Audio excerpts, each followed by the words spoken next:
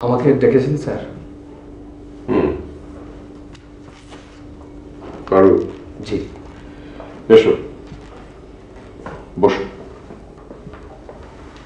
কবিতা শোনো। বসো।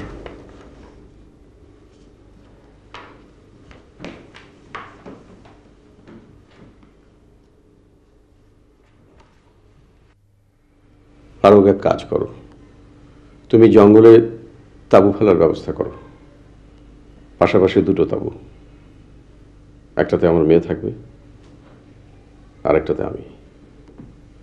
সেখানে ক্যাম্প ফায়ার হবে, কাঠের আগুনের আলোয় আমি কবিতা পড়ব। কোথাও হরিণ আজ হতেছে শিকার, বনের ভেতরে আজ শিকারীরা আসিয়াছে, আমিও তাদের ঘ্রাণ পাই যেন, এইখানে বিছানায় শুয়ে শুয়ে, ঘুম আর আসে না কো বসন্তের রাতে। ইন্টারেস্টিং হবে না? জি স্যার, অবশ্যই। ফারুক, আমার মেয়ে কি আসবে? আমার মনে হয় আসবে না। আজ আসার কথা ছিল, কিন্তু আজ তো আসেনি। আচ্ছা ঠিক আছে, তুমি যাও। স্যার এক কাজ করি স্যার, ঢাকায় গিয়ে ওনাকে নিয়ে আসি।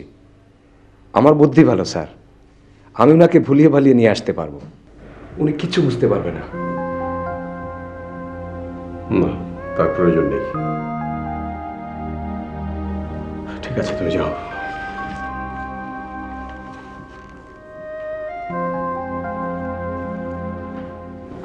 চারিপাশে বনের বিস্ময়, চৈত্রের বাতাস, জ্যোৎস্নার শরীরের স্বাদ যেন, গায়ে মৃগী সারা রাত ডাকে।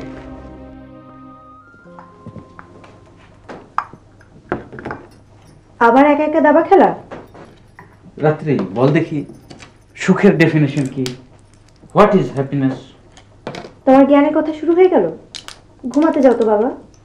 বল না দেখি, তোর ডেফিনেশনের সাথে আমারটা মিলে কিনা। তোমারটা আগে বলো, শুনি। সুখ হচ্ছে to love and be loved by everybody. আমি সবাইকে ভালোবাসবো, সবাই আমাকে ভালোবাসবে। কি উদ্ভট কথা, এটাও কি সম্ভব? কেন? আমার তো মনে হয় সম্ভব।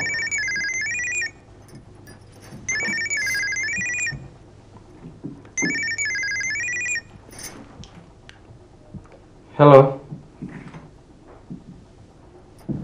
তোর ফোন।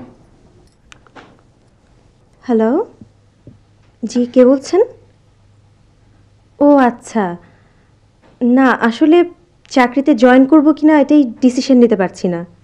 আমার মনে হয় চাকরিটা আপনার ভালো লাগবে, আর ধরেন ভালো না লাগলে জয়েন করার পরে চাকরি ছেড়ে দেবেন।